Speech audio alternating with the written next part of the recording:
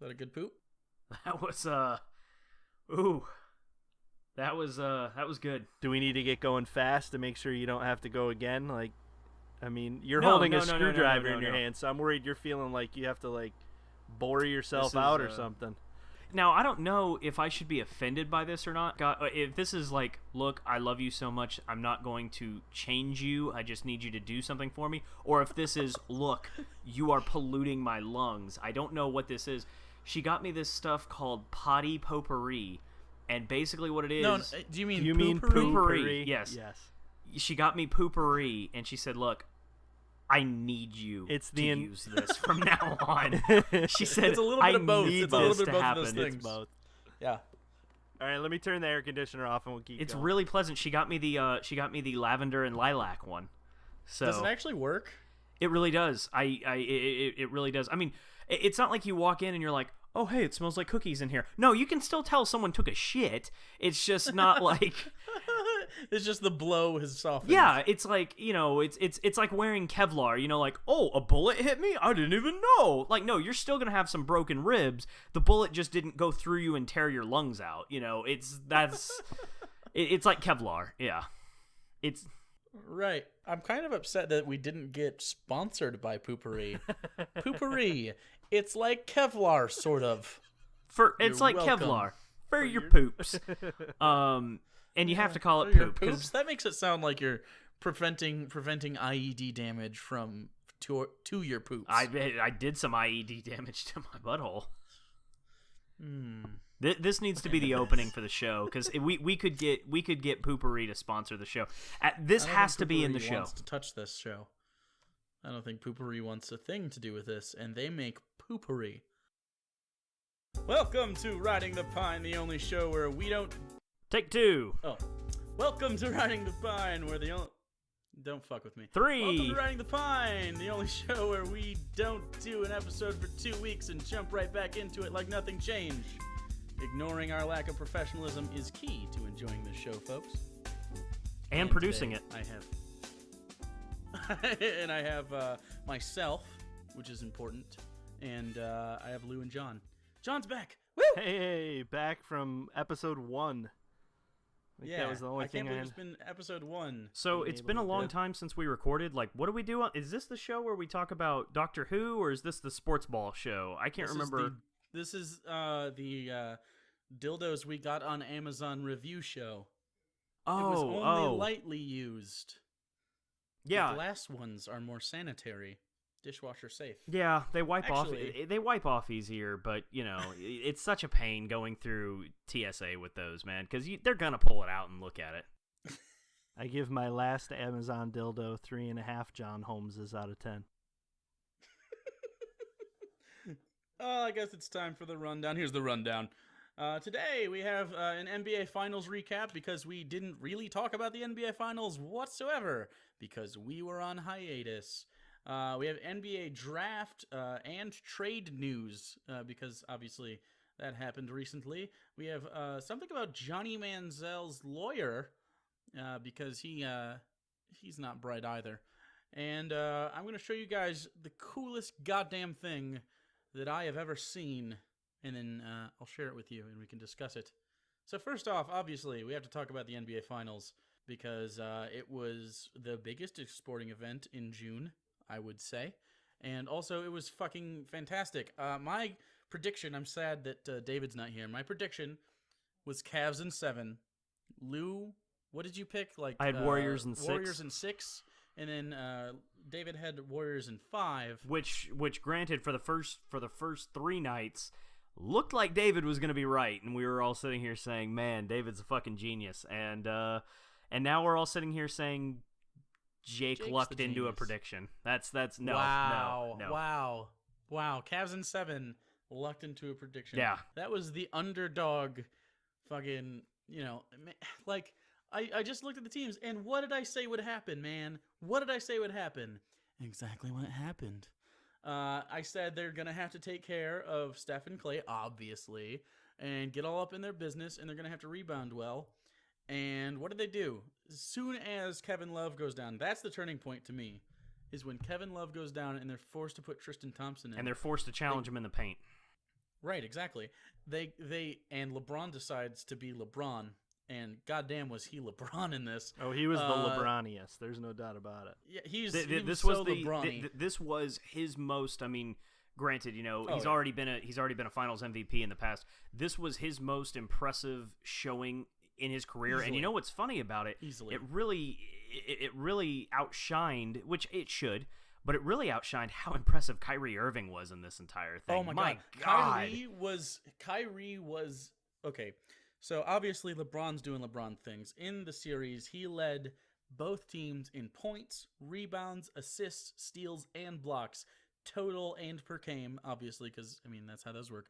But like that one person owning all of those stats, it's amazing. I bet he also had the most free throw attempts. But I haven't looked at the stats for that. But still, I mean, the man just balled. It's the only time that's ever happened in NBA history in the playoffs in any series, not just the finals, any series. Even when they only did 5 games in the first round, no one could do that. Not Michael, not Magic Johnson, not Kobe Bryant, nobody. Just him. Just LeBron. LeBron is alone on an island of greatness. And I'm not a LeBron lover. I'm certainly not a LeBron hater. I'm more of a LeBron skeptic. So my thing is, I accept his greatness, of course. He's been the best basketball player in the world most days out of the year for the past decade. But I feel like sometimes, he hasn't had that sort of, Michael and Kobe, those are the two closers that you think of in the NBA. Those are the guys that step on necks. His criticism when his first year in Miami, when they lost to, was it Dallas? Yeah, Dallas, his first year there in Miami. Yeah. And then when they lost to the Spurs back in 07, 06 or 07. With the Cavs. Yeah, 07, when they lost to the Spurs. To be fair, that team sucked. His second best player was Mo Williams. Right, exactly. But the criticism of always was, the guy is gonna pass with the game on the line. He's not gonna put the ball in his hands. He's afraid to. He's afraid to be the scapegoat. It was a fair criticism, though. It was a fair. I don't know if he was consciously aware. Like, I feel like he was trying to make genuinely the best basketball decision. He is a distributor at heart. He's, which that's his role. When you're the best player on the floor, you're going to open up so many opportunities for other people. He was playing as he should. Right. The offense runs through him, and I mean, it's not his fault he had that Cavs team with him. That being said, that the ideas of those criticisms are gone, right? Like, we will never mention that ever again, right? That is done. I tweeted, aside from the 30 for 30 that comes out in a couple of years about him, that will be like the first 2 minutes of the 30 for 30, and we'll never talk about it again, right? So the how this works for me, I'm watching the game, of course, huge basketball fan, watching the game, and I'm watching the pace of play. And the Warriors are struggling in that fourth quarter. They struggled the whole game. They only kept up because, again, by halfway through the third, they looked completely winded. They looked exhausted. Exactly. I mean, they missed Bogut for sure. Draymond played. You really think Bogut would have been? You really think Bogut still, in the fourth would have been getting up and down the floor like that though? Oh God, no! I mean, I'm just saying he's just a paint presence that they don't have without him, unless you want to put Mo Bucket Spates or Festus Ezeli in there, which they're not really gonna do. I mean, they play Draymond at the 5 sometimes, which is fine because he's good. He's strong enough. He can do that. And he played fantastic in Game 7. I mean, he was great. If the Warriors were going to win that, Draymond Green takes home. And by the way, takes home the MVP for the game for sure. Yeah, we'll talk about the Draymond suspension in a little bit, of course, because that's important, I think. But so it's just going, and Kyrie's making huge shots. I mean, Kyrie Irving deserves every ounce, every penny that they pay Kyrie Irving. It was warranted, and they should have given him some of Kevin Love's money. Kevin Love should cut him a $10,000 check per game this playoffs. Kyrie had 3 3-pointers in the second half that were 3-pointers the hard way. On fast break. Right. Now, exactly. I'm talking, he had 3 3-point plays in the second half, and every one of them, particularly the one with, if you go back and look, 2 minutes 12 seconds when they get the fast break on the Curry. When he uses his left hand, the motherfucker has a game genie shoved up his ass. That's the only explanation. He's amazing. That's the only explanation for what he did. That ball was not supposed to go in. Stephen Hawking was sitting in his chair saying, I don't fucking know, dude. That shouldn't have happened. Physics doesn't work now. It doesn't. It's not a thing. But of course, the big moment was when Andre Iguodala gets the ball, fast break alone. I think he steals it. I think it was off of a kickball. Yeah. I think it was J.R. Smith had the ball passed to him, and I think it got something like that. Yeah, it was whatever it was. Yeah, we all know where you're going. We all know where you're going. I can't even remember where it started. That's how good it was.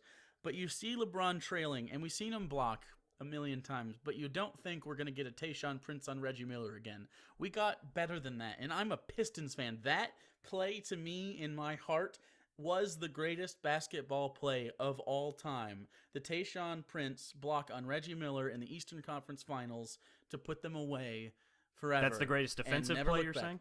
That was the greatest NBA play in my life, in my opinion, that I've ever witnessed. And I watched the shot that Michael shot over top of the entire Utah Jazz. I saw that.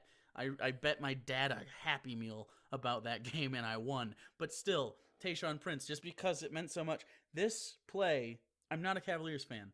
I'm not even like a LeBron fan. This play's better. It supplanted my favorite play of all time, and I'm a huge Pistons fanboy. It was the best goddamn defensive play I've seen probably ever because, I mean, he got it at the apex.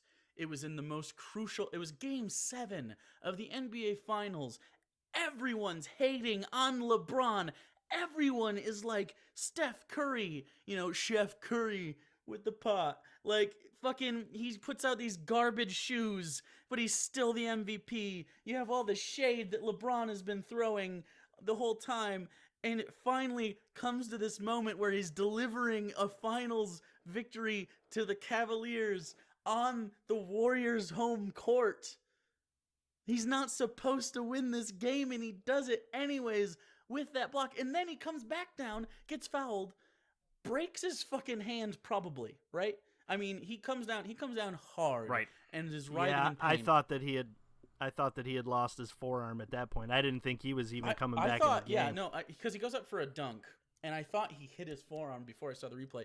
I thought he hit his forearm on the rim and snapped that fucker, and I was like, oh God, they're going to lose like this? How great would it have been, quite frankly, I think nationwide or worldwide, people would have had to have put the mute on their TVs or else their speakers would have blown out. How great would it have been if that would have been in Cleveland, though? If that Game 7 would have been in Cleveland. God. I mean, I can't imagine it. I really can't. I can't imagine what it would be like for a Game 7 to occur in Cleveland. As much as that would have been amazing to watch as far as like a spectacle, it's so much more satisfying when it's on the Warriors' home court. After they 73-9, after all the shit they've talked, after all the shade thrown on the entire Cleveland team, Kevin Love especially, LeBron especially, even Kyrie got some shit. And it's like, man, I guarantee none of them could have asked for a better situation to rip the fucking heart out of the entire state of California all at once. And so that he hits the fucking floor. I was about to say, and every bandwagon fan in the country. Oh, yeah. Well, all the Seattle Seahawks fans, too. And I think he broke his hand. They haven't come out with an injury report on it, and he probably won't for a long time. I don't know. He was gripping those champagne bottles with J.R. Smith pretty well. I think his hand is okay. I mean, that does a lot. He's writhing in pain on the floor, though. I think he's going to be okay. I haven't seen LeBron act like that ever. Like it was, and then he grabs the ball. He gets it. He's shaking his hand. He grabs the ball. He winces in pain when he gets the ball on the first free throw and misses it. But he makes the second one. And when he made the second one, I tweeted, and I still stand by, this was his bloody sock moment. This is his flu game. This is his sky hook. This is, this is his the drive. So you heard it here first on Riding the Pine, ladies and gentlemen. LeBron James is going to throw his fortune away creating a shitty video game company and then get on Twitter and spout a bunch of racist shit and get fired from a pity job at ESPN that he has only because the guy is $40 million in debt. You heard it here first. Bloody sock. That's a Kurt Schilling joke. That was long-winded. There, Lou. That was long-winded, but I'm glad you stuck in till the end. No, I agree, Jake, and that block on Draymond Green. Not only was it one of the most. No, it wasn't Draymond. It was Andre Iguodala. Excuse me. Who, on by Iguodala. the way, Andre Iguodala, you should, if you had won this game, you were the MVP of the Warriors in the finals. If he played amazing defense that whole series. Not only was it an incredible play and it was a turning point in the game, I think that the parallel, the perfect play that I can think of, the most memorable two plays from Super Bowl, and I apologize, Super Bowl in 2008. You know which one we're talking about, 17-1, where the Giants beat the Patriots the first time. And the play that we all remember is David Tyree catching the ball on his hat. There you go. And then the 2 plays later, you have Plexico Burress in the end zone on the fade route. No one remembers when Wes Welker dropped the ball. That was okay, that is fine. But we all remember those 2 incredible moments. That's what this was for LeBron. That Absolutely. will be his. No. That was his David Tyree helmet catch. That is the play that we will all remember from the finals. That is the play that represents this season entirely. And it was a Game 7. Like, this is the punctuation mark that he needed. This is his Michael Jordan shot. Like this is. If he was older, I wish he would leave. But, like, man. Doesn't it feel, don't you feel about LeBron sometimes? You're like, God, how old is this guy? Isn't he like 36, 37 by now? He's like 32 years old. Or 31 years old. But just because he's been playing since he was, 18 years old, it's just he's been there forever, He's just been around for so long. This is 12th year. Crazy. But no, I agree. Now, my question is this. How does history, because I brought up the 17-1, how does history refer to, do we still say the greatest season of all time is 72-10, or do we say it's 73-9? No, it's 72-10 with a championship, not 73-9. Well, I agree. I mean, without that ring, it doesn't mean a thing. So, in my opinion... What were you going to say, John? Do you think it's the best? It was certainly impressive. It may be the most impressive. It's the best season, but it's not the... Sure, it's the best regular season. Right. I mean, that's what I'm going for. I would want to make but the that's my question that is how much does that postseason matter to you on the regular season? Because to me... They did go to Game 7, and they did have to have a miracle happen from LeBron. However, because they don't get the ring, it's not going to go down in the annals as this amazing... It's not the Bulls. It's just not. No. It's not the 96 Bulls. It's not. And, there is a comparison in football here. Obviously, Miami has the only undefeated season plus a Super Bowl. And so every time the Patriots come up from their 16-0 regular season, everybody always talks about exactly the Super Bowl with David Tyree that broke that up. And I'm saying the exact same thing. I'm saying that the Dolphins, the 72 Dolphins, means more than the 2007-2008 Patriots does. I'm still going to say that Bulls 72-10 with the championship still means more than 73-9 with, well, you went to Game 7 and we got some funny memes about some Instagram model who wanted Steph Curry's nuts. That the 72-10 still just matters so much more. No, I agree with you 100%. And I think on top of it, too, Curry's performance the last 3 games kind of, pretty forgettable, huh? Yeah. Holy shit, he fizzled looked like right garbage. out. He really Klay did. Thompson was easily the best player on the Warriors team. Although, again, I say Iguodala is more valuable to that team just because of the defense he played on. Everyone was pretty fantastic. I mean, he's stealing the ball from LeBron James pretty consistently, even though obviously LeBron still led in every statistical category that matters. Curry he evaporated. Did you? Okay, one of the plays, the last real possession. Actually, it was the last possession of the game the Warriors had. They had an opportunity to come down and really take that from the Cavaliers. And there's a pick and roll situation, and I'm sure you remember it, where Steph Curry comes out, pick and roll, runs over. Kevin Love is now on an island alone with Steph Curry, and Steph throws everything in the book at Kevin Love, who is an awful defender. And Kevin decided to ball, and he played the most tight, fundamental defense I've seen from a big man in one single sequence, in that series. It was literally the best possible outcome of that. He played so soundly. He didn't try to steal the ball. He didn't cheat. He wasn't worried about Steph driving. When they were down by 4, you wouldn't be worried about him driving in. But right, but that's not Kevin Love's MO. Like, Kevin Love is very like, oh, I don't want to look like a fool. I don't want, as Charles Barkley put it, Charles Barkley agreed entirely or expressed the exact same sentiment, and he said, "But I tell you what, that boy was hustling so hard. If there were 3 seconds extra, if there were 3 more seconds on the clock, Love extended every bit of energy he had in that 5-second play. If there would have been 3 more seconds on the clock, then he wouldn't have been able to keep up with him." And then the very last person that touched the ball, I think, is Mo Spates out in the corner. Like, I'm not worried who about took the worst shot of all time with 2 seconds left. I mean, it was meaningless at that point, but. Sure. I mean, really, just a terrible showing in the fourth quarter and really the last 3 games by Curry.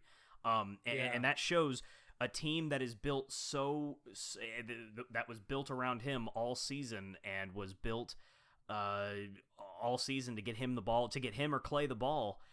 When you take one of those guys away, just one of them, and you're not physical the way, well, they evaporate. Bogut going down was a big part of it too. But Bogut going down and then not having a suitable physical backup for him, that was the death blow for the Warriors. So before we move on to draft and trade, I have a question for you guys. Who is the team that keeps this from being a back-to-back-to-back finals meeting next year?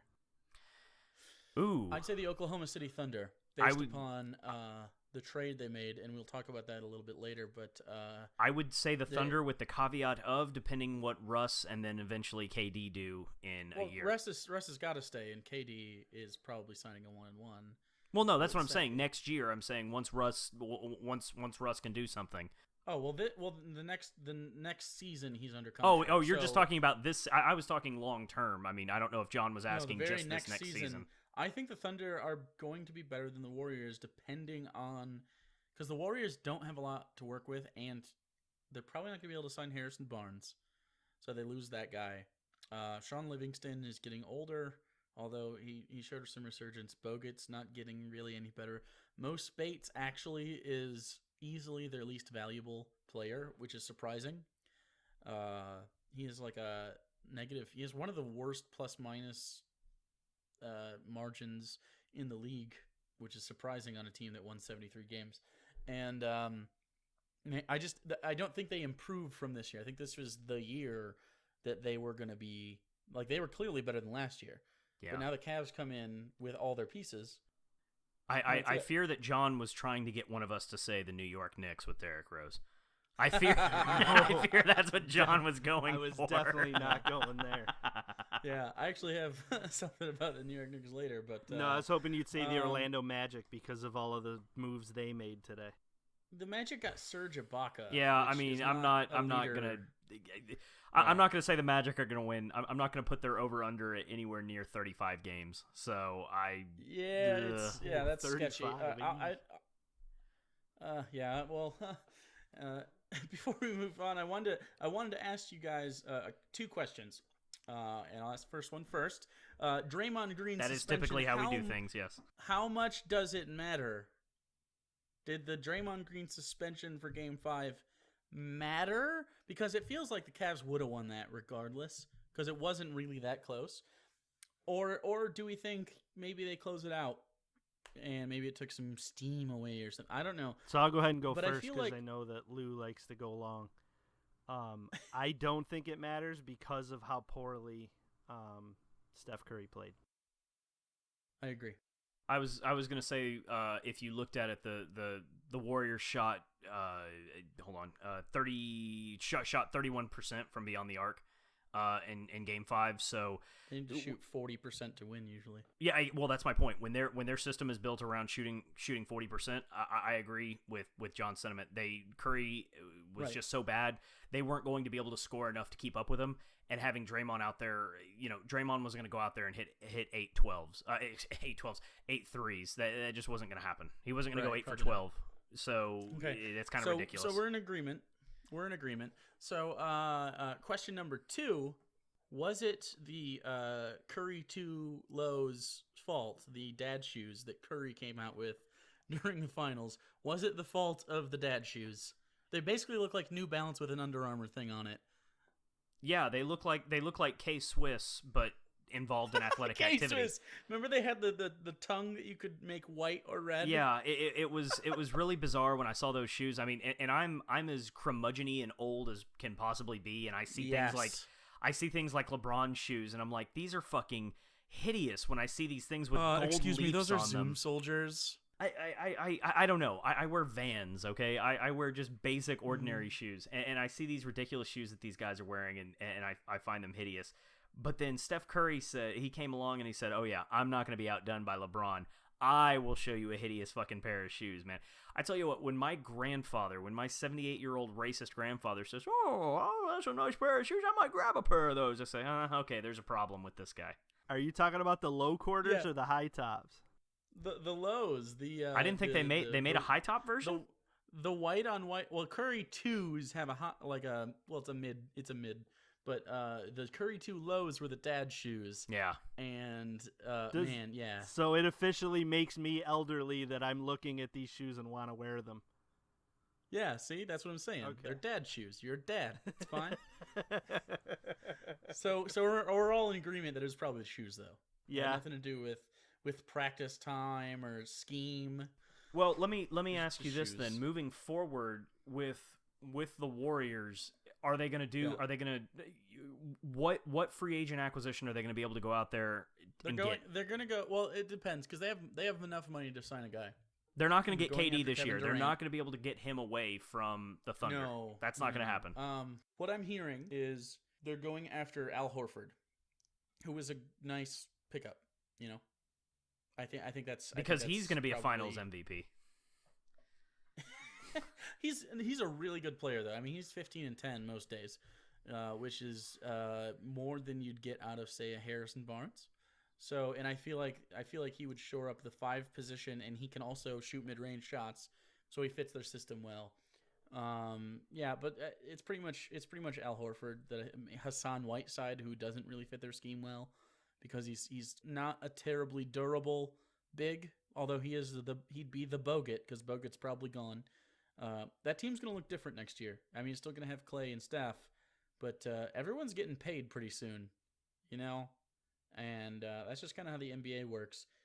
So now, granted, I mean, the wild card in all of that is the fact that we were expecting to see a $25 million jump. It's looking closer to be about $32 million jump. Right, which everyone has money next year. Everybody, that's the thing. Everybody is going to have money this year. It doesn't matter who you are. Everybody's got cash. Yeah, but everybody in Golden State is going to be asking for max contracts as soon as possible. Right. Well, yeah. To put it in perspective, Chandler Parsons is seeking a max contract, or he won't stay with the Mavericks, and they're probably not going to keep him. Chandler Parsons. Okay, so as long as we're all on the same page, he will get paid as much as Kevin Durant. No, and that's the biggest thing, and I mean that's an entire show we could talk about. But if you're going to do deals this, in the NBA, the max deals in the NBA. I mean, these guys are I feel like the top guys are so severely underpaid, and when you're going to have Chandler Parsons, who's going to be pulling down 21, that's fucking ridiculous. That's you know what? I feel like the all NBA teams should be the only guys eligible for max contracts. Everyone else could be in B tier or lower, depending on a certain number of games you start or something. Like have it be an incentivized sort of contract system. That way we don't have these fucking scrubs making tons of money and making the product of basketball worse because Chandler Parsons wants to go to the fucking Wizards and make max money. No, eliminate the idea of max deals. The Wizards are garbage. Eliminate the idea of max deals. You have enough money in the cap now. You're adding approximately 32 this year. Eliminate the idea of max deals. Now, that being said, have some kind of max determinant, like you can only have 3 guys on a squad who make whatever we want to make that peg be, whether it be $25 million or whether that be $26 million a year. I'm actually fine with no contract limit. Get rid of the cap of a max contract, because then that way you can have teams actually vie. You know what? The Minnesota Timberwolves have no chance of getting LeBron, but if they said, you know what, LeBron, we're going to pay you $60 million a year because we're fucking stupid, they would have a chance at getting LeBron. So I'm fine do with that. Yeah, I don't think anyone's going to Milwaukee on purpose, though, except for Giannis Antetokounmpo. Well, see, that's the thing. I just said the Timberwolves. That's how irrelevant they are. You said Milwaukee instead of Minnesota. The Bucks are also awful. That's how irrelevant you are. We don't know who you are. Yeah. Anyway, so what happened after the finals was the NBA draft. And not many people care about the NBA draft like they care about the NFL draft. Obviously, we did an NFL draft show for the very first inaugural one, so it's only fitting that John's here for the NBA draft. we skipped the MLB draft because we don't care about kids in high school unless they play basketball. Also, the NHL draft went on today. No one cares about that. Yeah, but thank you for adding the NHL to the discussion and sullying this fine program. Actually, I really like the NHL. Ben Simmons went number 1 to the Sixers, and Brandon Ingram from Duke went number 2 to the Lakers. Every person that had been talking about this knew that was going to happen, pretty much. Although I think Brandon Ingram is a far better player than Ben Simmons. Agreed. Ben Simmons didn't even make the tournament with LSU. The SEC was fantastic this year in basketball. So I don't think he had the best coaching ever, but so here's where question number 1 comes in. Yes. NBA has a lottery in their draft. So how is it determined 1 and 2? See, this is the thing. I know so little about it. I don't even know how the lottery works. So for those who don't understand how the NBA draft lottery works, and actually this is a good time to talk about how I think it should work after I describe it to you. The bottom team has, I think, a 50% chance of getting the first overall pick, something like that. And after that, it's the percentage is split up, highest to lowest, based on worst record to best record. In the top, what is it, 10? Is that the lottery? It's the top 10, and then that's why in the NBA, if you make the playoffs like the Rockets did as an 8 seed, that's the absolute worst place to be for moving into the next year. Right. But here's the thing. But yes, you have an infinitely impossible chance if you, like, for example... It's happened. Who would be a good example? The Magic, the Orlando Magic. I was going to say I was going to say the Magic or the Bucks, had, like, what is it, like a 1.2% chance? Or something like that. Magic, when they landed Shaquille O'Neal and I think Penny Hardaway, both had really, really awful chances of getting the picks they got, but they got them. But yeah, it's basically it's to avoid tanking, but instead of avoiding tanking, many teams tank to get a better chance. And what it does is it prolongs teams tanking for multiple seasons, i.e. the 76ers, because if you don't get that number 1 spot, that's the thing. So many drafts today. This was a 2-player draft. It's a 2A player draft. It's got a lot of B's, but it's certainly not the Dwayne Wade, Carmelo Anthony. Right. It's not the 05 draft or the 03 draft by any means. We're not going to get another one of those for years. Although next year is supposed to be very good. We probably won't ever get another one of those to that caliber. Yeah, we might. Who knows? But not with one with LeBron apparently. So it's kind of shitty. The way I think it should work, and this would breed so much more competition. I think it should work this way in the NFL probably too. The last team doesn't get the last pick. That'd be the team that won the championship. I think that makes sense. Keeps it weighted. But instead of so the bottom 10 teams, you reverse the idea. So there's no lottery anymore. If you're the worst team, you get pick number 10. You don't get pick number 1 because you're not you tanked. But if you tank on purpose, you're getting the 10th pick in the NBA draft. Meh. What should happen is the 20th best team, someone who's just barely out of contention, maybe make it 12. So it's I was about to say the 20th best team was in the playoffs, so. Right. Whatever. Like, make it the bottom seeds. That means the people that just barely make the playoffs or just barely miss the playoffs, they're fucking trying. They're fighting for those spots. Not only is it a draft pick, but it's the playoffs.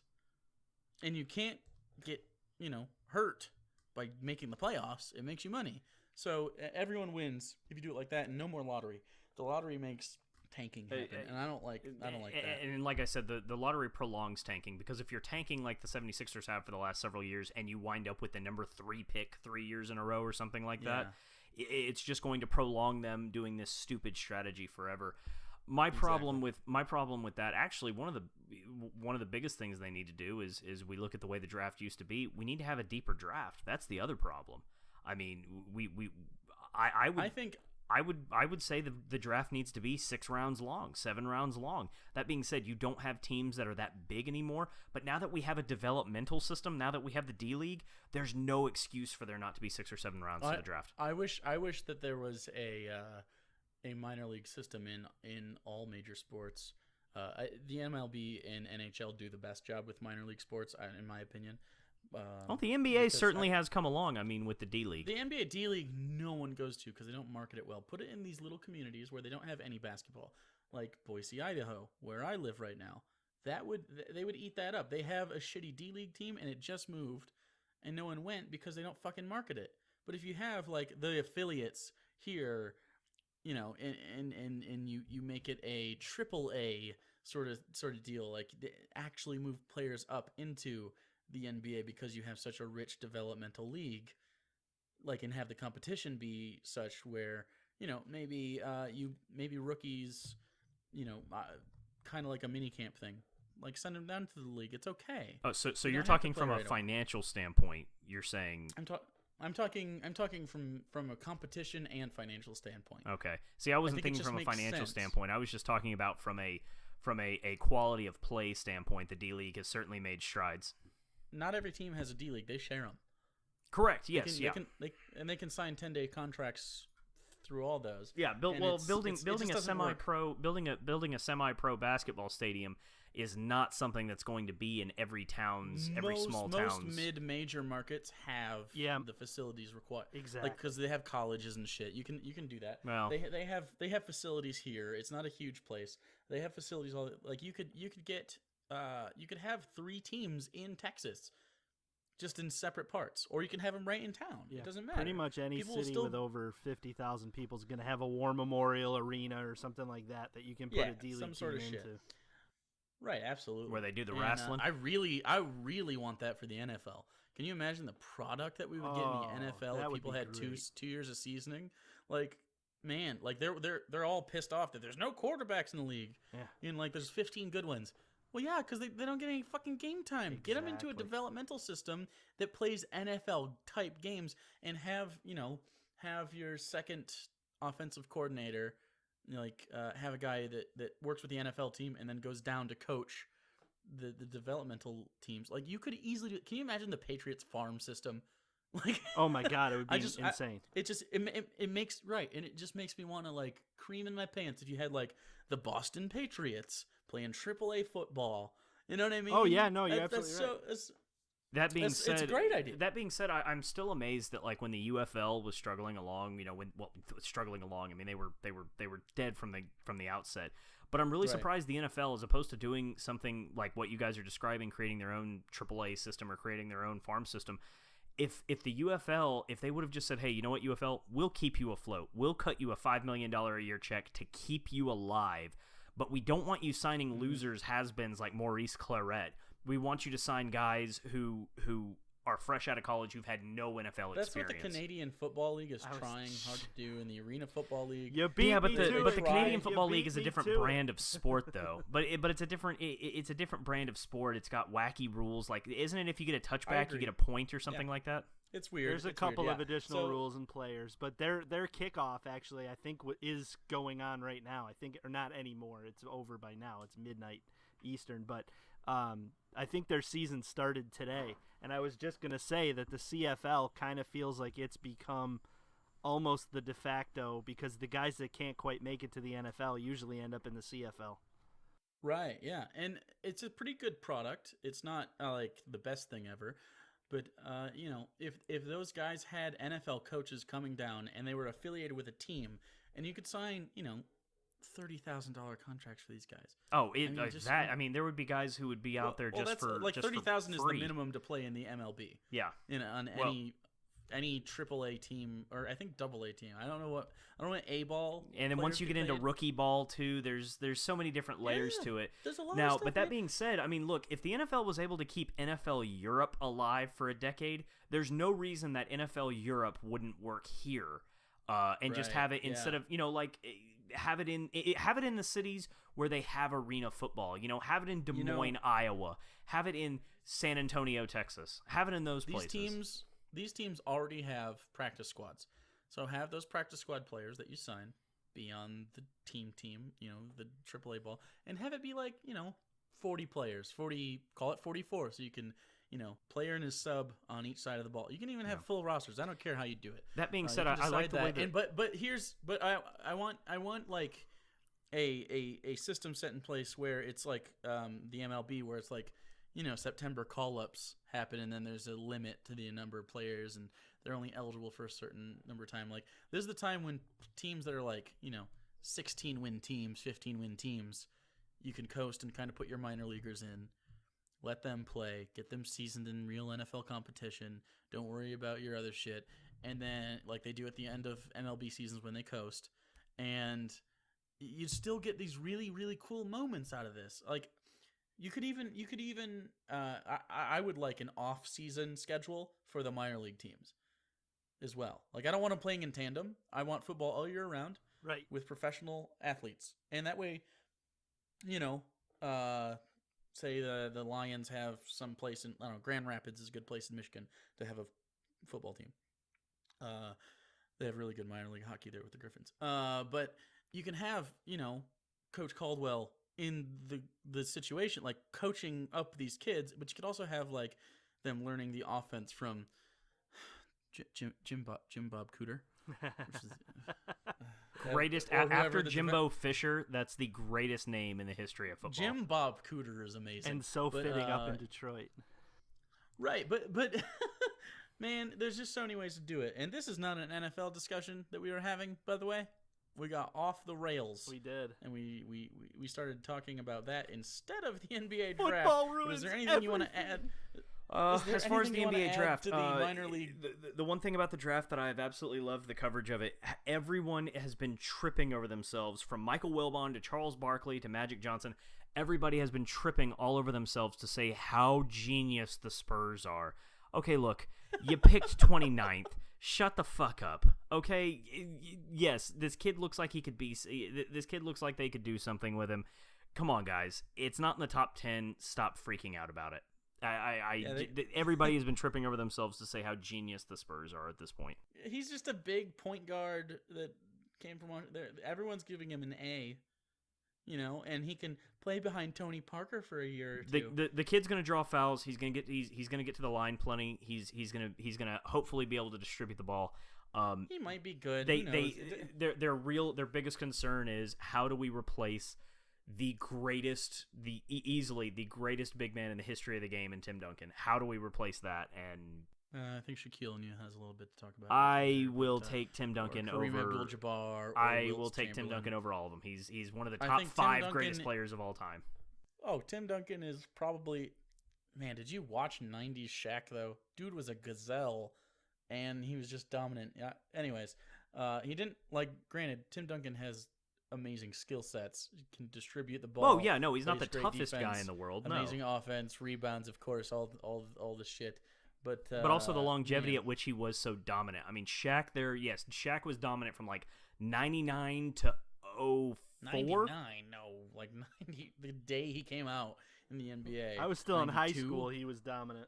Right, 1992. I think he was drafted. He was dominant until his last year with the Lakers. Which was 2004. I don't know. Or 2003. It was a long time. One of the two. It was a long time. My point is, I don't know where the Spurs go from here. I mean, in Pop we trust. For a I couple get that. Years, but they have Kawhi and they have LaMarcus. Hey, and Kawhi is going to bud Warner, into. Kawhi is the Murray. next Russell. He's the next Russell Westbrook, in that he is going to be the next guy who blossoms into a bona fide superstar. Well, Kawhi. Yeah. Yeah, he's not quite there because he doesn't. That's what I'm saying. He's going to be the next guy who blossoms into that. Right. I think. Man, Westbrook was that last year, though. I think that was his year last year. Not this season, but the one before, where Kevin went down and he had fucking averaged a triple-double for he 3 weeks. He just said, you know what, fuck it. We ain't going to make it deep into the playoffs. Fuck this noise, man. I am just going to score 90 a game. Let's go. Yeah, I did like the T-Wolves pick of Chris Dunn, who was a 2-time Big East Player of the Year and Defensive Player of the Year 2 times in a row. And I like it because Tom Thibodeau picked him. Because, man, that guy loves his defense and he loves his two-way guards, and this is the guy.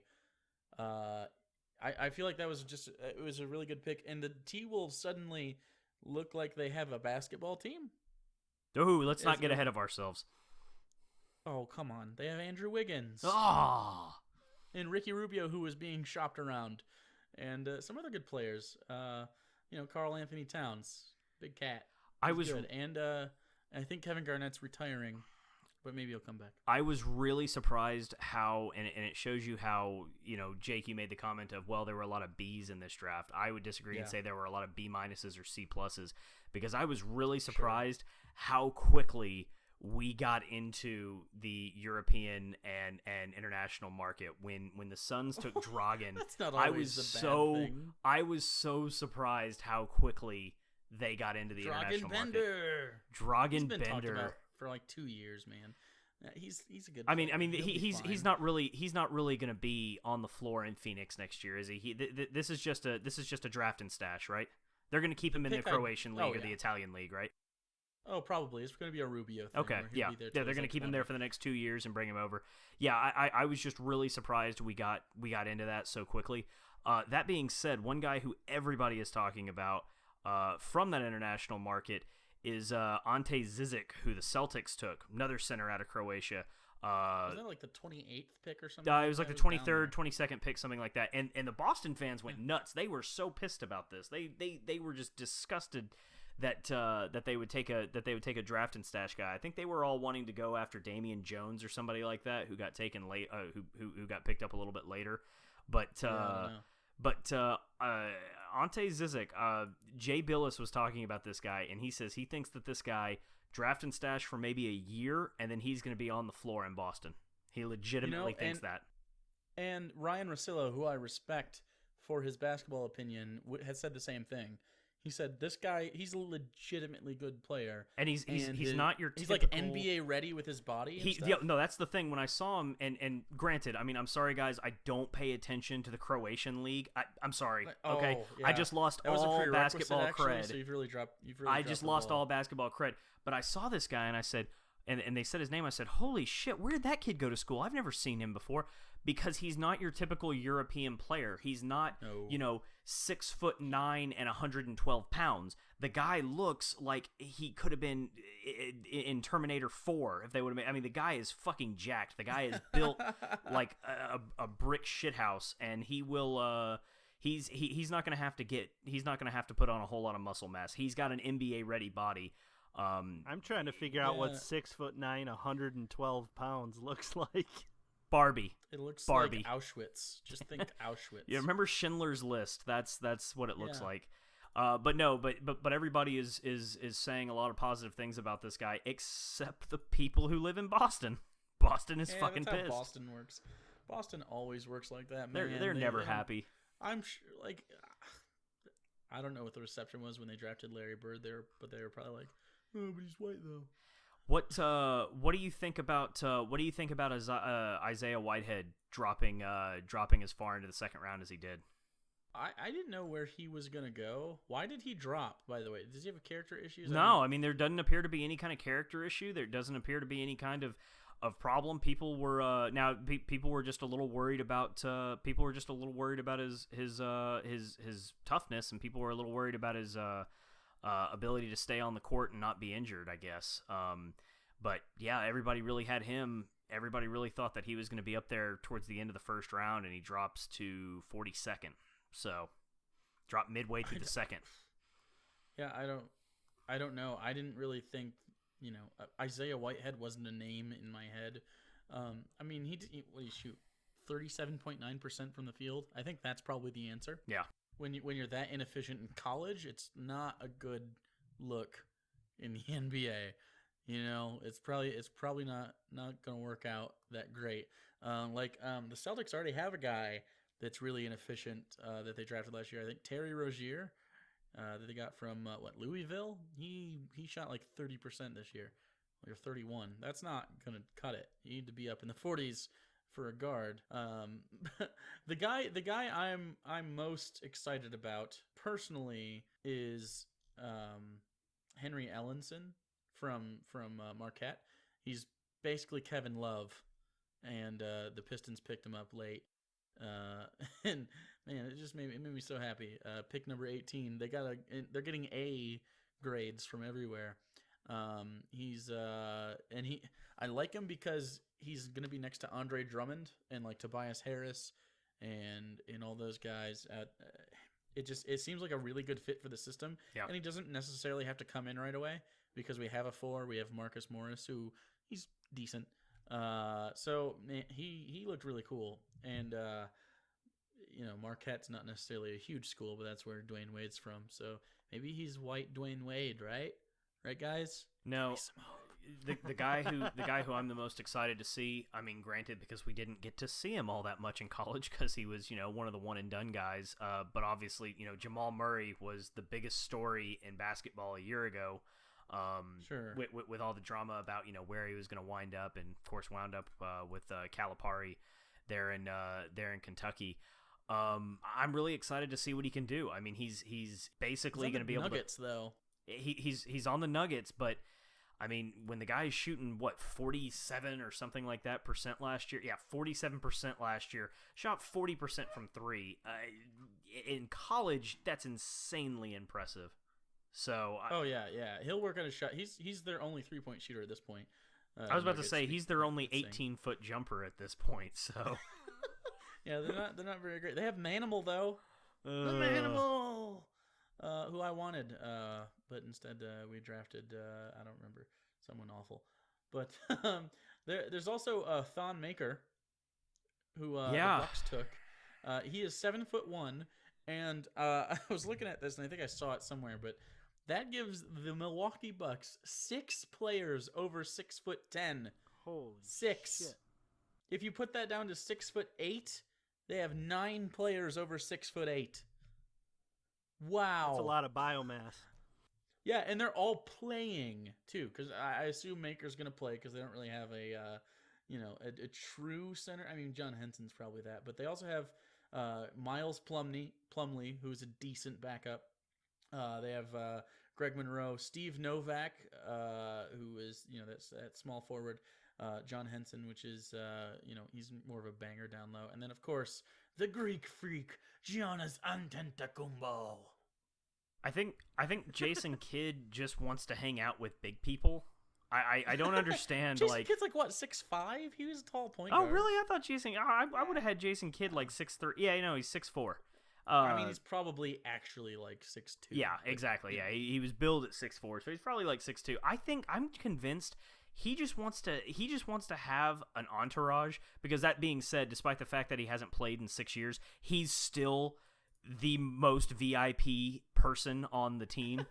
When you consider their current roster, he just wants to be able to go to the club with a bunch of big dudes and have a gigantic entourage. That's what I'm convinced of. The Bucks have a lot of money this year too.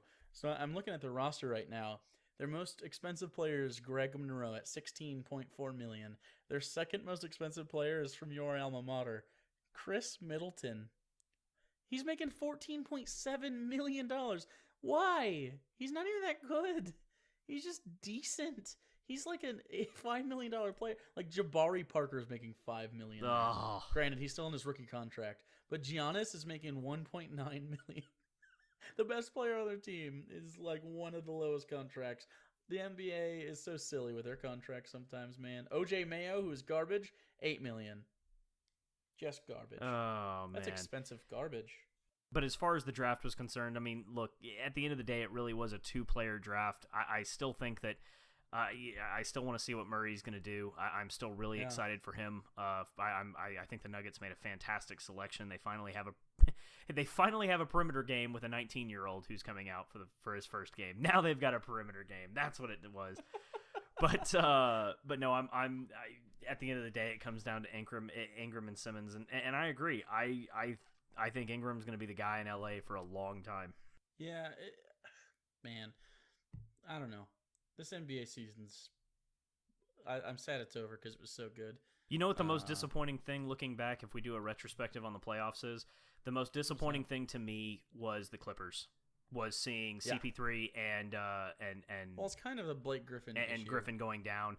That was so disappointing to me, because I think that would have made the West so much more fun to watch. Because really, the West was it wasn't fun to watch until we got there to the Western Conference Finals. Yeah. Unlike the East, probably. Which was never fun until we got to the finals. Well, the regular season I had a good time with. I think the beginning of the playoffs was like sad because again, it's just so top heavy at times, and we just know that like it's not like the 90s where you had like 4 or 5 teams on each side that are like, okay, this is viable. I mean, although we know we have Jordan and stuff, and they're probably going to go through the East. And we know the Jazz are great. And they're probably going to go through the West. But you had the Rockets, you had the Spurs, you had the Lakers, you had the Lakers, you had the Pistons, you had all these really. You still had the teams. Magic The at that Celtics were point. good. The Magic were great. So and actually they got bounced by the Bulls a couple times. And so it's just one of those things where hell, the Knicks were good there from like 90 to 96. This is the perfect opportunity for a segue into the Knicks talk. The Knicks just got Derrick Rose, meaning they're going to be good now. So the Knicks actually traded for Derrick Rose in exchange. The Bulls got Robin Lopez, who is a garbage center, decent backup actually. Jeremy Grant, fantastic hair also. And point guard Jose Calderon, who just can't hold down a job now. And Justin Holiday also goes with Rose, which is actually Drew Holiday's brother. But one quote from Rose right after, it was at the press conference, I don't know if you guys saw it, Derrick Rose, when asked why he was traded, which is a terrible question because ankle is the answer, but he goes, I don't know why I was traded, but I would like to tell them thank you. For real. Like, he needed out of Chicago. The fans there had basically bailed on him. They turned on him. Yeah, and I don't blame them though. Like, he kind of sat himself out. I'm never gonna shit on a guy whose knee explodes in 47 different places. I'm never gonna shit on a guy for that. Now that being said, you have a if you have a situation like Andrew Bynum, okay, that's a different situation. You're booing your front office while he's on your team. You're not necessarily booing him. I feel John is skeptical of this position. John, why are you skeptical of this position, judging by your groans? I agree with you, Lou, that you can't shit on him for his knee exploding. What you can shit on him for is how he handles his recovery, and he handled it poorly. I agree. He kind of flirted with the idea of coming back for a whole season and never did.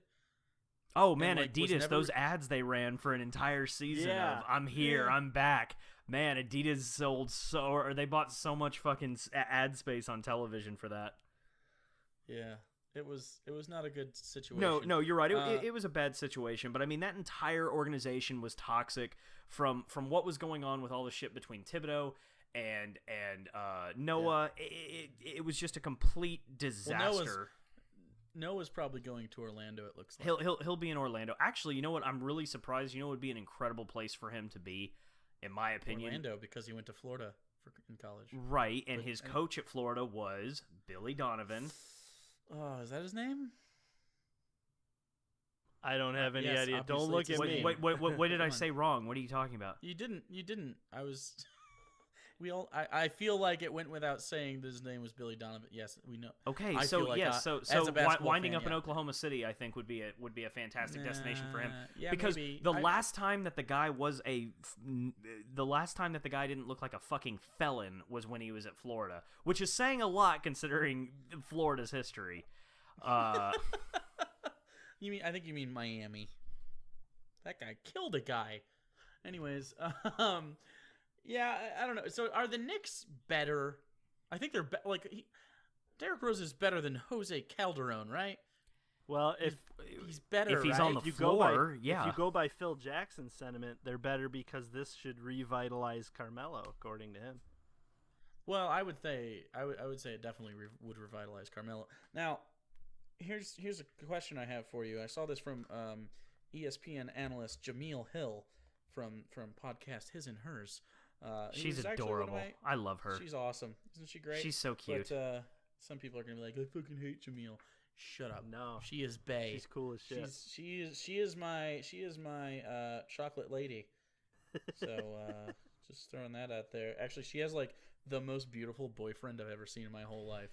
He's like a black Adonis. It's garbage. You know what I hate is the fact that beautiful. So. On His and Hers, he is literally beautiful. You know, she does as Jake said, she does His and Hers with Michael Smith, and they are like the black ESPN Jim and Pam. Like, it just it drives me like you crazy. root for him and it's never gonna happen. Like, it drives me crazy to know that they're just doing this on TV and that these two don't go home together and have his and hers towels and have eggs Benedict together every morning. I'm like, God, just Eggs kiss, Benny. just fucking. Jamil makes Michael eggs Benny every morning. Every And morning. they share an Arnie Palmy and have matching robes. And he goes out and he picks oranges off of the orange tree in the backyard and makes fresh orange juice for her every morning. And when she's not feeling well, he's just that body pillow that she just holds on to. And when he's stressed because at work, she lost she's her the brother Rock. last year to drugs and Michael, just kiss her. Just go for it on air. Just kiss her, Michael, please. Yeah, except in this case, Roy is a supermodel. He's gorgeous. Oh my God. Yeah, that guy's super gorgeous. Actually, truth be Anyways, told, I want to see Roy and Michael together. Honestly, that's the power couple here. I don't know if his name is Roy. He's just, if they're Jim and Pam, that guy's Roy. Anyways, no, I know you're talking about the underwear model. Anyways, Jameel Hill had this idea to make the Knicks the most Knick team that's ever nicked, and that would be. So they have Carmelo Anthony, who's a proven not winner, even though he played. Yeah, the man can shoot a jump shot, and then you have Derrick Rose, who nobody fucking likes anymore because he's so injured. If they went out and got Dwight Howard, it would be the Knickest team ever, right? I'm not wrong, right? I can't think of another player in the NBA, regardless of whether or not they're a free agent, to add to that roster to make them more of a Knick team. That would be that would rival Fukushima as far as toxicity. I mean, that would be the worst. I mean, I think Cher and Madonna could get together and work together better than those divas. Oh my God, dude, that would be horrific. But I want to see it. I want to see the shit show. I want to see it happen now that you've teased me with it. I know, right? I mean, what were you gonna say, John? I had absolutely no idea that was her idea, and I had absolutely no idea that that's where you were going until you started to build it. And I was like, he's gonna say Dwight Howard. He's gonna say Dwight Howard because I was literally going to ask you as soon as you were done. How long do you think it'll be before Dwight Howard signs with the Knicks? Yeah. Oh, man. Oh. That's beautiful. And and here's something. No, just to be serious though. I mean, do I think this happens? No, but 48 hours. Well, no, not 48 hours ago. 72 hours ago, the Knicks weren't even on Dwight's radar. They weren't even on that radar. But now they have to be, right? Are they? Right? Isn't that amazing? They have to be. Could we get it? Could it happen? This is what I want in my life, man. This is what I want. Like, I want the number 1, the number 3, and the number 5 positions to be people nobody likes and that they won't get along with. Like, they won't get along with each other. No, and I want, like, someone like Harrison Barnes to get picked up. Or like, just, someone that makes way too much money. And like, do you remember I think it was 2000, I want to say it was 2006. It was T.O.'s last year in Philly when shit went down between he and Andy. And in the locker room, you had, now granted, in football it's a little bit different because it's a contact violent sport, and you've also got like 56 guys on the team or 53 guys on the team. But you had Team T.O. and you had you had Team Patrick and Team, help me out, what was the Indian kid's name? Don't know. Whatever. Twilight joke fell apart. Jacob. God damn. See, Indian.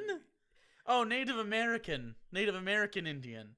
No, okay, yes, you're right. My point is, you had Camp T.O. and you had Camp Donovan. You actually had infighting. I mean, it was like watching an episode of the Kardashians where one of them. Wait, hold on. I have to stop you. Is Andy Reid Edward or Jacob in this scenario? Andy Reid was Bella. Andy Reid was Bella. Reid he had to is choose. The hoagie sitting in between them. Oh, yeah, he had to choose. Jesus. Andy Reid's mustache is Bella. Let's be real. But no, my point is I want to see it solely because this would be like watching, like, I've never watched the Kardashians, but if you told me, hey, on this week's episode, one of them dies by having acid thrown on them, yeah. Oh, yeah, I'm going to tune in. I'm going to be watching. That's We're what this talking will about be like the NBA watching. draft, and Lou's ready to go do honor killings over here. What the hell? Yeah, fucking Lou's head is somewhere in Saudi Arabia, and we're over here just like, yeah, Edward Cullen joke. Oh God. So the consensus here is clearly Please, the Knicks Knicks, won't do matter this. no matter what they do. Make this happen.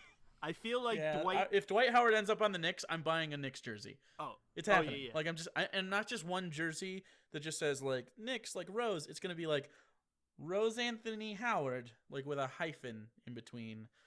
It's gonna be great. What It's number gonna be will just you have on fantastic. it? Oh, you know what you do? Whatever You the add sum all of their numbers together. Right. You Yes, add them the all. Sum. That's what the sum is. Yeah. You're welcome. That's what internet for lag math. is. Suck a nut. Anyways, so the only other really big trade that's happened so far, and there will be more, obviously, with the NBA free agency occurring, Serge Ibaka is headed to Orlando. That we'd mentioned that before, in a deal for Victor Oladipo, Ersan Ilyasova, and the rookie from Gonzaga, Domantas Sabonis, who is that other Sabonis's son. You know the one, the tall guy from the Blazers years ago in the 90s. Don't worry about it. Anyways, Oklahoma City, they made this trade, and apparently Kevin Durant was talked to about it, and he's totally fine with Ibaka being traded, according to like several sources, which says to me, and I know that Ibaka had been kind of upset with the way he was. We had talked about it in a previous episode. He was upset with not getting a lot of touches. Well, his role at the second half of this season definitely diminished. Right, yeah. And so apparently he wanted out next season anyway when his contract expired. So they're like, all right, to the dungeon with you. Yeah. And by dungeon, we mean Orlando, where nobody cares unless you get shot, Yeah. Oh. I guess. Wow. Okay. Ouch. Yeah. All right. Yeah. You Bring you it win over bring it honor dark. killings. Let's talk about alligators. Nope. Can't talk about that either. What's good about Orlando? They're probably going to have a hurricane. That's funny. Hurricanes are hilarious. Filled with gay people. Infrastructure damage. No, as far as Ibaka, what this is I just wanted to see them whenever he gets there in Orlando and he holds up his jersey and everything. I just want, instead of Ibaka on the back for it, just to say expiring contract. That's what this is. I mean, they're trading for an expiring contract. This is not. I mean, I thought when you said the other big deal, I thought you were going to talk about Teague. I did not think we were going to Ibaka. This is Teague. Yeah, that wasn't really a big. Well, deal. that's the What did they thing. even get for I Teague? didn't. I thought you were going to go to Teague before you went to Did they Ibaka. get like picks?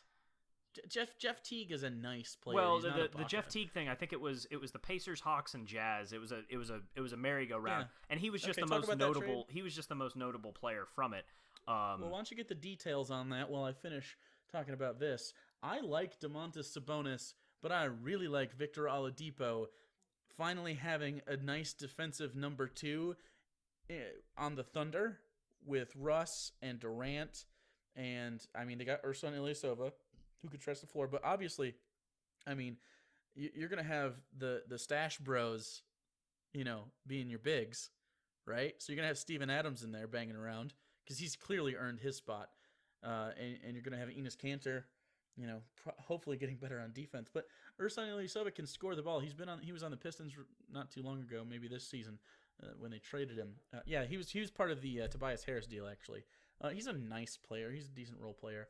But Sabonis is another big guy that you get to bring up with Enes Kanter and Steven Adams, like leading the way as far as development's concerned. Apparently, Adams is a really big mentor, even though he's I think he might be the youngest guy on the team. Well, not now since Sabonis got picked up, but the dude's been helping everybody play better defense because that's just kind of the guy he is. I think the clear winner in this trade is the Thunder, right? I mean, this is probably a salary dump. That's what this trying was. That's to what go this was after for free Orlando. agency. That's what this was for Orlando. Right. It was an expiring contract they picked up. So obviously the winner here. But Ibaka is making more than Oladipo. Yeah. If I know that. So this season it cuts cap for the Thunder, gives them 3 pretty damn good players in a system where they will all thrive, with players around them that amplify their ability. Serge Ibaka's out there alone. I don't know who's on the Magic now? I know Oladipo is out there, but who's there? Not now? only that, but when you're adding nearly $30-some-odd million to the cap, or when you're adding nearly $32 million to the cap, I don't understand the idea of dumping contracts at this point. You've got the cap space. What were they thinking? I don't know. I'm looking at their players. Elfrid Payton, point guard. Aaron Gordon, who's not probably doing much. Niko Vucevic, Evan Fournier, Brandon Jennings. They don't really have players right now. They don't have anybody that I would be willing to play basketball with. No, they don't have the correct coach either. No, they certainly don't. So moving on, what are there any other players you think could be traded, or would be traded, or will be traded, or just that you want to see traded? Who I want to see traded? Oh, sure. I want to see what do I want to see? I want to see the Thunder. I want to see the Thunder tell KD, you know what? No, we're gonna, or not tell KD. Excuse me. Tell Westbrook, look, you're gonna commit to us because we've got the future of our team built on you and KD signing. We're going to trade your ass and free up space if you're not going to commit to us for next year. Will that happen? No. I'm just saying that's my New York Knicks of the West. That's my New York Knicks situation of the West, what I would love to see happen. The New York Knicks of the West are probably the Lakers at this point. And they probably will be for a long time, unless Brandon Ingram is new coach. Actually, I was going to say the Clippers are probably the New York Knicks of the West. No, they succeed. They just fail at the end. And Blake Griffin suddenly is a bad character guy. No, as far as guys who I want to see traded, I can't tell you one off the top of my head who I want to see traded or who I say, man, X would do so well in Y. Right, yeah, I don't know, just a player somewhere that makes sense. Jimmy Butler almost got traded off the Bulls. The Bulls will look like they're just going to sell. Like, they're getting rid of Noah. They're getting rid of, like, Taj Gibson probably is one of your best players that's not Jimmy Butler, and he's not getting any younger, so it's like... That sounds like It's a weird situation. Sounded like a 5-year plan to me. Man, I would keep Jimmy Butler though. He's a hell of a player. Yeah, me too. He's a good two-way player. I don't know, but also he's got nice hair.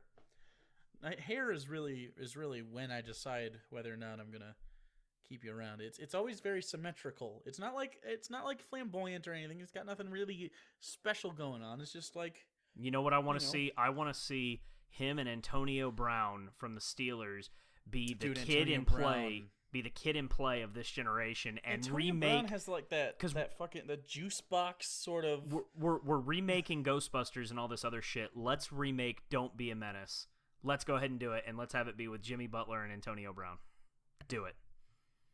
Can it be an all-woman cast instead? I just said Jimmy Butler and Antonio Brown, so yes, that applies. Antonio Brown is one of my keepers in the league this year, and I will have you know that he is no woman. That's very progressive. He's playing a man's sport. I don't care what is, you could put the fucking best female athlete in the world on an NFL team, and she will be destroyed. That's not progressive. That's just like, fucking face the facts, brah. Anyways. We're gonna move on to something that one of us should feel deep shame about, and the other ones can laugh and mock, and that would be the great, the wonderful Johnny Manziel and his mock. I mock thee, Lou. Yeah, for those of you who don't remember or care, Lou is a Texas A&M alma mater, and that's not how you say that. It is his alma mater. But whatever, he went there. He is an alumnus. He's got his class ring. That's the word. He's got his class ring around there. And so we have some news from our friend Randy. Shout out Randy, who's been all over the Twitter today. So apparently... And by today, you mean all of the other times he should be having sex with women. Yes. Oh, ouch. Ooh, shots fired. And he's not even here to defend himself. So that's why I said it. Johnny Manziel's lawyer accidentally texts. Was it to the Associated Press or does that? Yes. Okay, so he accidentally texted the Associated Press, quote, "Heaven help us if one of the conditions to his plea bargain or whatever." It's about his domestic violence case as well. Heaven help us if one of the conditions to his sentence is to pee in a bottle. Lawyer, don't do that. what are you doing, lawyer? Now, of course it's going to be one of the conditions. Exactly. Why would you put sensitive things in a I always see these things, these stories people say like, oh, they should do away with the reply all email or reply all button because I accidentally called someone a dickhead in an email. Here's an idea. Don't call people dickheads in emails, and don't talk about your client having to piss in a bottle to anyone over written media. Just fucking call someone and tell them that. For me to believe that he did not do that on purpose. It's so hard. I have no idea why he would do that on purpose. I don't know why. What does he have to gain by doing it? I more John, legal fees. I don't. What does he have to gain? Like, if whenever teams or whenever information about a movie or something like that gets, it got leaked. That was purposely put out. That's a cheap marketing budget. There's no marketing for this. Johnny's not gonna. This isn't gonna help Johnny get a Kardashian style TV show by him leaking this out there. All press is good press. Apparently, but man, and then so Adam Schefter is talking to Paul Manziel, which is Johnny's dad, and Lou, you had something funny to say about this, but I'll let you save it for after I quote him. So he's talking to he was talking to Josina Anderson, not Adam Schefter. Adam Schefter reported it. Are you going to read the whole quote? I am. Quote, "He's a druggie. It's not a secret that he's a druggie. I don't know what to say other than my son is a druggie and he needs help." And then he goes on to say, like, I hope he goes to jail because it's the only place he's going to get help. Who pays for that lawyer? Oh, fuck. Probably Paul. Does Dad pay for the lawyer? I don't know. Maybe it's Dad Paul. needs Johnny to pay for a new lawyer. So no. So I think what you're saying is he wants Johnny to go to jail so he gets the help he desires. Yeah, it might be. It's a good play if that's it. Johnny doesn't get the help he needs in jail because to get the help that you need, you have to want to have it. And I'm convinced Johnny Manziel doesn't want to be helped yet. Johnny Manziel is not going to jail. He'll end up Rock at stars don't go to Horizons jail. of Malibu or some other, for the third or fourth time. No, but one thing I did find funny was from the quote. How Johnny's dad said the word druggie like 4 times or 6 times, like 3 or 4 times during it, and he just kept saying he's a druggie. He sounded, it's like a word he just heard today for the first time, and he's shoehorning it into every conversation. It's like an American teenager on Twitter and Brexit. Like, they just found out that this is a thing. Yeah. Like, oh my god, like, I got cut off in traffic. Fucking Brexit. Like, they just shoehorning it in anywhere they can. That's not the correct application of that teenager. Does that mean that is that like thanks Obama? Is that what you're going for? It's thanks Obama. Yeah. Brexit is thanks Obama 2016.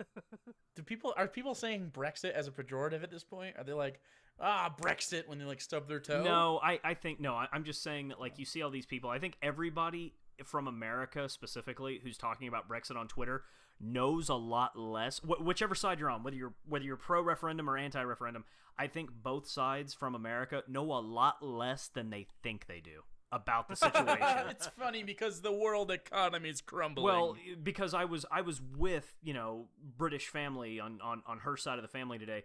And they both had, there were some that were pro, there were some that were anti, and they were talking about it civilly. But they brought up topics that I had never heard of on any of our news stations before. All we hear about is, well, it's because they don't like brown people and they don't want the Muslims. I don't think that was brought up. I don't think immigration was brought up one time during the discussions today. So I think we here know a lot less about it than we think we do. No way. I am an American, sir. I know everything about everything. Freedom fries, trucks, guns. Yeah, which by the way, can we talk about Burger King and their mac and Cheetos that they've come out with? Okay, we can briefly talk about the mac and Cheetos because I've run out of topics minus the coolest thing ever. Right. Briefly I will talk about the mac and Cheetos, which I think is it's like, okay, so there's a certain point in a person's life when like they're close to 300 pounds, right? And you either decide, A, I'm gonna change and I'm gonna lose this weight and I'm gonna work out and I'm gonna make a change for the better, or option B is fuck it, This is the fuck it of food. That's the slogan. This is the fuck it of food. Dude, like, no one goes like, oh, you know what would really be a good part of my balanced lunch? A fucking Cheeto macaroni bite thing. It's macaroni and cheese inside that, right? Well, and what it is I don't know if this is something y'all have up there, but in the South at county fairs, fried mac and cheese is fairly common. It's just mac and cheese with batter around it, and you fry it. That's what these are. Except they battered it in Cheetos, Lou. Yeah, they battered it in Cheetos. Lewis, it's Cheetos. I can't... Cheetos? Cheetos are not something that you crush up and put on things and then fry. I know. No, you don't... You've never had Cheetos fried chicken? God damn it! I don't. You know, this can't be a real thing that we're talking about right now. Here's the way I look at it. You know what I made tonight? I made spinach and ricotta stuffed pork loin, where it was rolled, and I used like fucking kitchen twine and had roasted vegetables around it. And now you're talking to me about a macaroni and cheese stuffed Cheeto. This is not on my level, bro. Here's my thing with the macaroni and cheese stuffed Cheeto. It's like Burger King doesn't even try to hide the fact that they're trying to kill us anymore. Like, they don't even like, they've stopped trying. Like, their boardrooms, this is their crystal knocked. Like this is their night of broken glass, man. Like, they 4 years ago were like, all right, here's what we're gonna do. We're gonna put cheese inside fries. Oh wait, they bought it? Okay, fuck it. We're gonna put bacon in their ice cream sun. Oh, they're buying it? Oh, I forgot they did. Oh, we're gonna have grilled dogs that come with the grill marks on them already. Now we're going to have fried macaroni and cheese in Cheetos. Eventually, they're going to get to the point and say, don't these fuckers get it? We hate them. They're just going to include a noose with every kid's meal now. They're just going to say, fuck you, we hate you. Well, at the rate we're going, they might as well just add a Glock. Yeah, just include a Glock or a Beretta 9mm Glock with a single round in the chamber. One of those ones that you can, like, if you were like a femme fatale, you could shove it in between your tits, but with like a Happy Meal. Yeah. Was the big kids? The point is, they're not even trying to hide the fact that they hate us anymore. No, they're not. They're just like full blown. We fucking hate you, people. Please die. All I got from that rant, Definitely. Lou, is that I can get free guns from Burger King if I buy burgers from them. Well, yeah, you have to get a large. True. You have to get a large soda. I mean, it doesn't come with the medium. Right. These things aren't free, John. Yeah, come on, nothing's free. There is no free lunch, John. Just a free gun with the lunch. Just a free That's all. 9mm with purchase of lunch. No, but America. But back to the Mac and Cheetos of the NFL. That right, is of Johnny course, not sports. That is Johnny Manziel. Johnny Manziel is not the Mac and Cheetos of the NFL. He's like the Mac and Cheetos of the NFL was the fridge from the Chicago Bears. I was saying because it's an abomination and shouldn't exist is where I was going with that. No. That'd be the kicker that the Tampa Bay Buccaneers picked. Okay, back to Johnny Manziel and how much I hate you. No, Johnny Manziel is that little crinkly fry that's accidentally been fried 3 times. Oh, the brown one? It's gotten way too many chances and it makes its way into the bag somehow. Yeah, and then you look at it and you're like, oh, it's one of the straggler fries, and we all love the straggler fries in the bottom of the bag. Stragglers. So we're like, oh, it looks like on the surface, this looks like a good decision, and then you eat it and it's just like an oil bomb that just really blows up in your face, and then you regret it and you spit it out and you look at it and then you throw it away. Finally, you throw it away. That's Johnny Manziel. The only thing that is worse than the overly done fry is if you go to a Mexican restaurant and there's always one per bag of per basket of chips, that overly fried chip, that one chip that tastes terrible. Oh, that is just the worst thing in the world. And you've already got salsa. Your mouth is full of salsa, so you can't get rid of it. You just have to power through and eat this thing. Because if you spit it up, there's just going to be green and red shit all over the table. So you've just got to power through and eat that nasty chip. That's proper tortilla chip etiquette. So, like, you power through. You power through. Right, pretend it's your boyfriend that'll leave you. But guys, do y'all think? I mean, Johnny doesn't want help, right? He enjoys the lifestyle he's living right now, right? No. Right, of course. I mean, there's a certain point in your life when you would get tired of that. But he's like, what, 24, 25? 24, 25, yeah. Yeah, he's not. And an addict, and clearly an addict, because anybody at this point would have said, "Huh, I've wanted to play in the NFL my entire life, and that is gone. Maybe I should make some changes to myself." Fuck it. I mean, Ty Lawson has the same issue. It's just kind of you made it, and it's like I don't have any drive. Like I didn't really have that goal. I was just good enough to get there. You think that's what it is? You think he didn't, I don't think grow up as a little boy in Kerrville wanting to play in the NFL? I think by the time, he won the Heisman as what, a sophomore? As a freshman. Freshman, yeah. Like in the first one ever. Yeah, he's not. I mean, he was good. He was really good. It's college football though, and it's like that happens. Like sometimes a guy is just really good, but you gotta. The NFL will expose you immediately, right? And it did. Like this is the Tebow situation. Tebow, amazing. Although Tebow, granted, tried. He just wasn't good enough. And he's also not bumping rails off of a fucking bathroom God, stall. God, is he good looking? Man, can we okay, we talk about Tim Tebow's good lookingness a lot on this show apparently.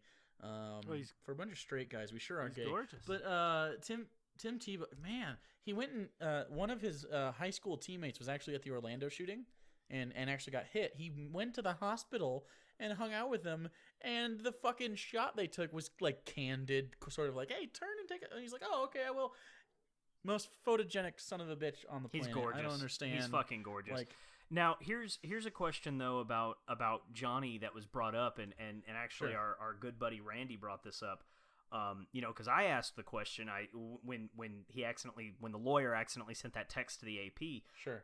I asked the question, who's the bigger drunkard, Johnny or his lawyer, because he obviously can't control his fucking phone. Right. Randy fired back. He said, well, if they're worried about Johnny peeing in a bottle, it ain't alcohol that they're concerned with. That's not what they're thinking about.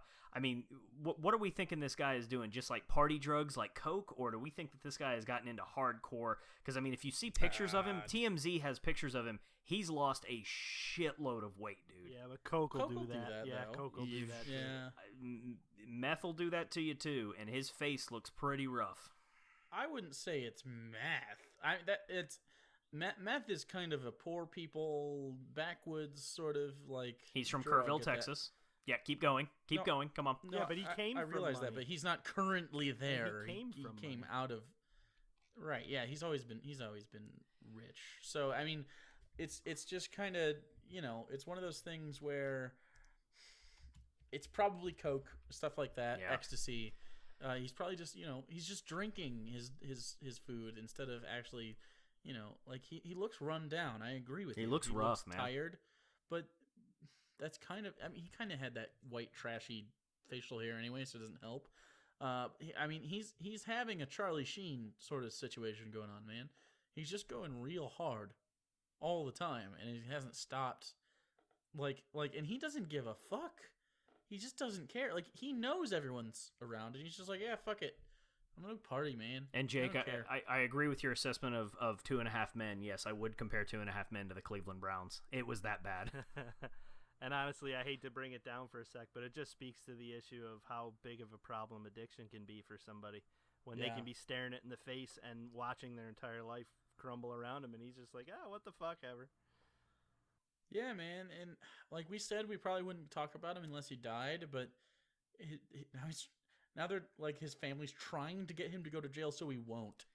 That being said, you know what I mean? Like that's sad. I don't look at Johnny as an addict in the sense that like you would see him on Intervention, blowing somebody at a truck stop to try and get a six pack. Wait, Lou, I see him as I want to cut you off for a second. I'm sorry, because I'm going to disagree before you even get it out, and if you have other points, you can make them. If he wasn't the millionaire football player that he is, that's exactly where he would be in this situation. But I'm not saying it. I guess where I was going with that is I don't see him as I need to drink or I need to party. I see him as just saying I really like to and I want to. That's what I'm saying. He doesn't want to get help. I think he just enjoys what he's doing. I think he just has a good time doing what he's doing. Because if he needed it, he would be drunk, passed out in some crack house. He wouldn't be at the most expensive clubs in LA. He wouldn't be partying in front of people. He wants to do that, not needs to. That being said, I'm not dismissing that it he's might an be addict. both at this point. I think it started as a want and may have turned into a chemical dependency. Exactly where I was going to go with that. Yeah. Just the way he does it doesn't, like, at this point a reasonable person would be like, okay, come on, like, there's room for this. People still go out and party, but it's been a bender. Like, literally, we've been watching him fly around the country and like on these private jets with people, like TMZ's following him around all the coasts. He's been everywhere. He hasn't stopped since he got kicked off the team. Here's my thing. He was paid by Nike the amount of his contract. He signed a $10 million contract, and he collected approximately $3 million of that. And he collected approximately, what am I seeing here? Is it $6 million from the Browns? Yeah, about $6 million from the Browns. How long can that money last if he's taking private jets and going to these exclusive clubs and staying in $100,000 a night paid condos? For those appearances. I'm sorry? He probably gets paid for those appearances a lot of the time. Because clubs don't give a fuck. They're like, hey, fucking, let's party with Johnny Manziel. Here's $10,000. We'll pay for your trip. I wouldn't be surprised if TMZ was paying for his trips because their clicks go up so much on their website every time he does something. Yeah, sort of like, shit. I wouldn't be surprised to find out the biggest contributor to the Trump campaign was MSNBC because of how much ad revenue they make off of every time he says something stupid. Yeah. Well, so this is the biggest train wreck I've probably ever seen in my life. Maybe OJ is worse, but that was more of a murder situation. OJ's wasn't quite so public because after that sounds silly of me, but after the trial and after the murder, after Nicole, he really went he really went to ground. You know, he went pretty private. Granted, he bursted into a hotel room and took someone hostage, and now he's in jail for it.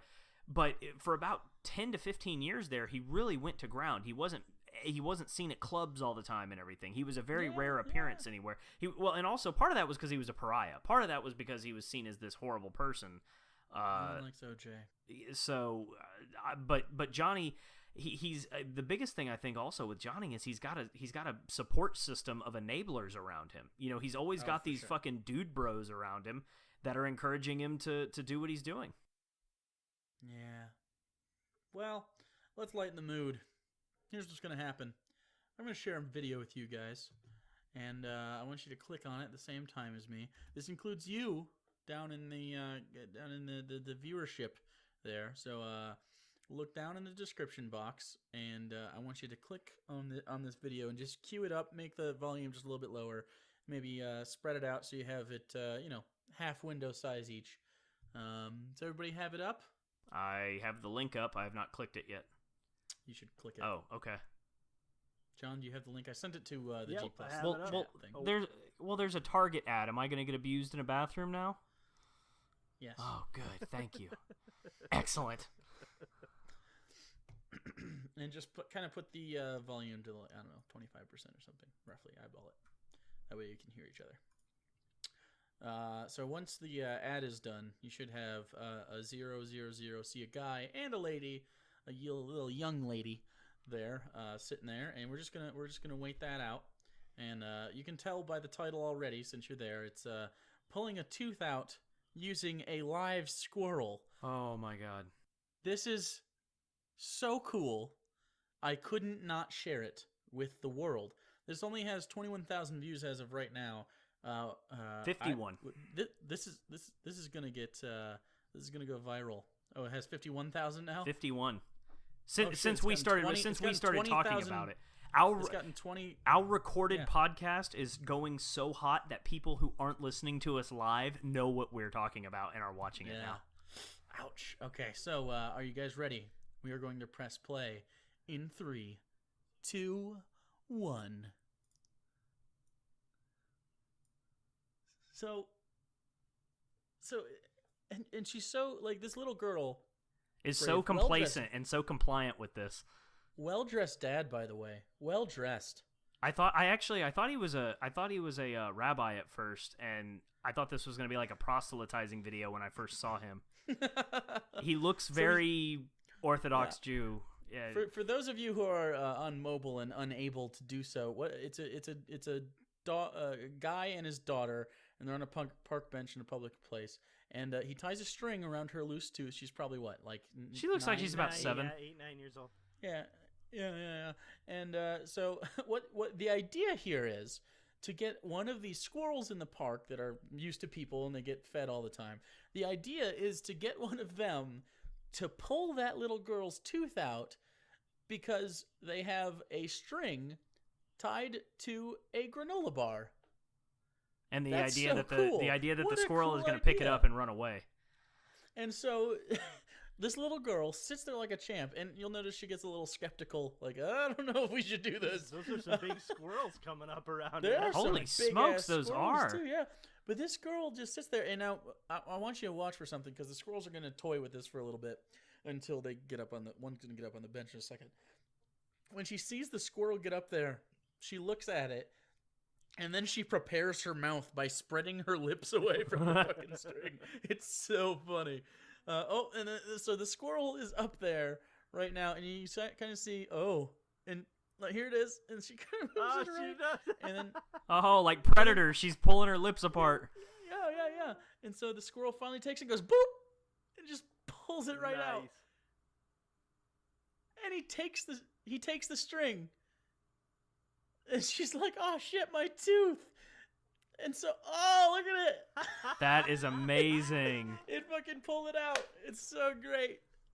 Yeah. So you can finish the video if you want. It's only got like a minute left, but it's pretty cool. Where is this like in New York or something? Where is this? I don't know. Probably he was well dressed. He looked like a pretty well off dude. He looked like a New York hipster dad thing going on. That's such a cool idea though, and you could tell the dad was just totally tickled with this brainstorm he had. This is such a dad idea, and he pulled it off, and he's so proud of himself.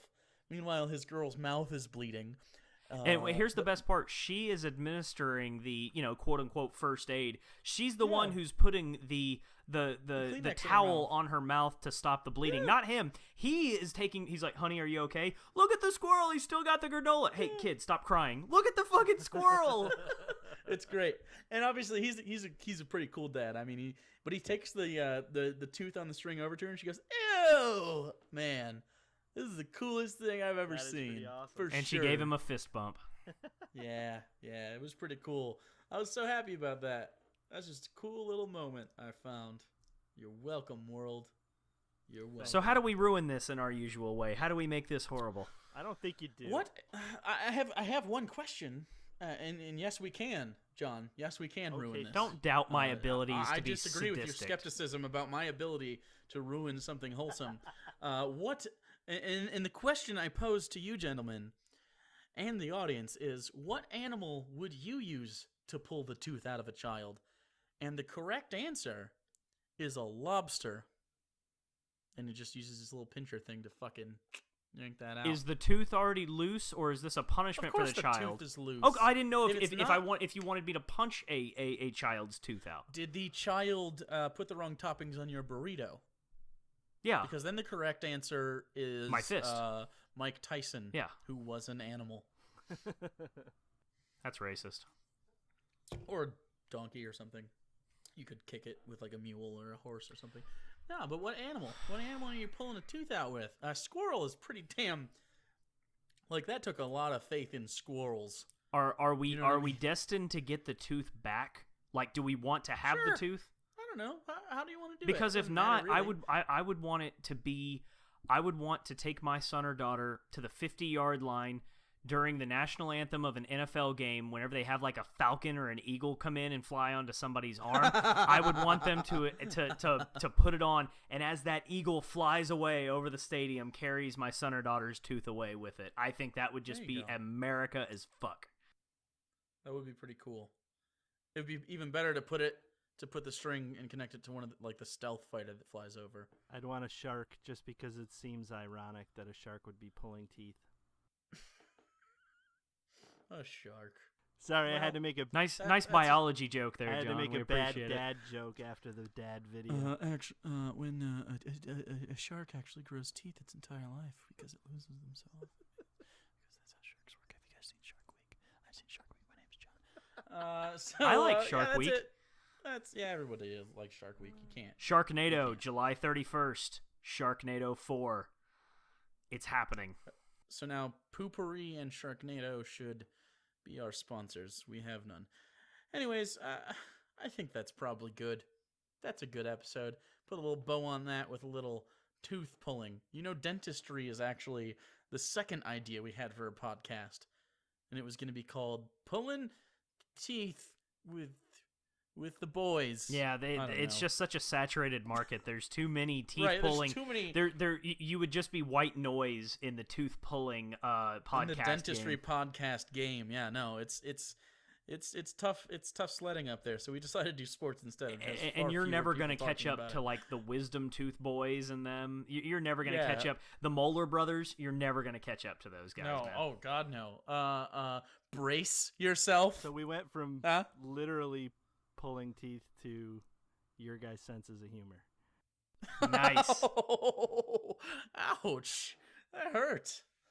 And that is how we will close this episode, with John destroying our self-esteem and letting the viewers know you just wasted 2 hours of your life. Yeah. So, for John and Lou, I'm Jake. I guess that's how that ends. And we don't mean this episode, we mean the series. Yeah. We don't, you can come back or not. We don't blame you either way. We really don't.